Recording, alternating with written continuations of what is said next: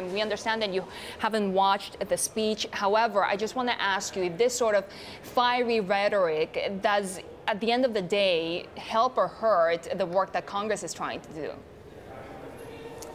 Well, what I just heard of Senator Flake in his speech, I tend to agree with the senator that a free press, an independent judiciary, these are all necessary prerequisites for a democratic society, a democratic government.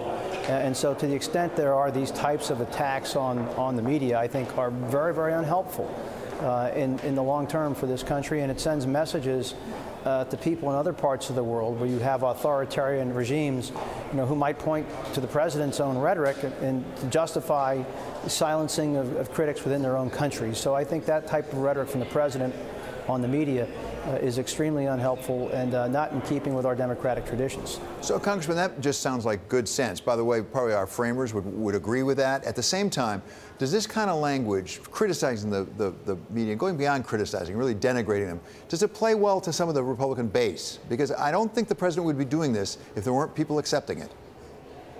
Oh, I'm sure there are some people out there who consider this red meat, and they like it, and they think it's good that the president's making those types of comments. But over time, I don't think it's helpful.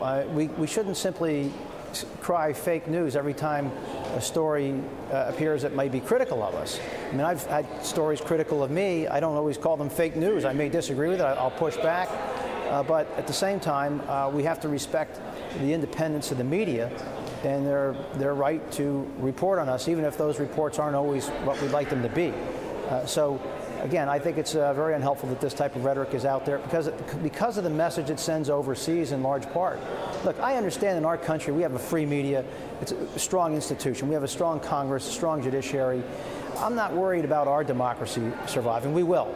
I worry more about countries in Eastern Europe, for example, that are relatively new democracies, where we are seeing autocratic tendencies in Poland and Hungary, certainly in Turkey and elsewhere. That's what I'm concerned about. These fledgling democracies, will they move in the wrong direction? Congressman, we know that you're not seeking re-election this year. In fact, more than 30 Republican representatives and in the House and Senate, they're not seeking re-election either. How challenging does the picture look for the GOP in the midterm elections? Well, simply based on history, the party of the president during the first midterm will lose, on average, about 32 House seats. That's just history. We Republicans have a 24-seat majority, so we're going to be running into a headwind. The only question is, will this be a gentle breeze in our face or a hurricane-force wind? I would bet that this is going to be a very strong wind, and I tell my colleagues they should plan for the worst and hope for the best. This will be a very difficult year. This midterm election, in my view, will be a referendum on the party in power. That would be us, the Republican Party, and specifically a referendum on the President of the United States and his conduct in office. That is my cold, hard, honest assessment of the midterm, and we have to be very ready for it. So, Congressman, finally, briefly, I'll put you on the spot. You're a loyal Republican.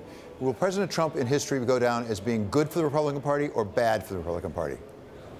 Well, I think what we're witnessing is a fundamental realignment of the political parties, both Republican and Democrat, and no one today is sure how this will settle itself. Look, I'm in a different place than the president is on a lot of issues, and particularly as it relates to the Republican Party. I've often said the Democratic Party has been taken over by Bernie Sanders, and he's not even a Democrat, and he didn't even win the nomination. And the Republican Party has been taken over by Donald Trump, who until recently was a nominal Republican.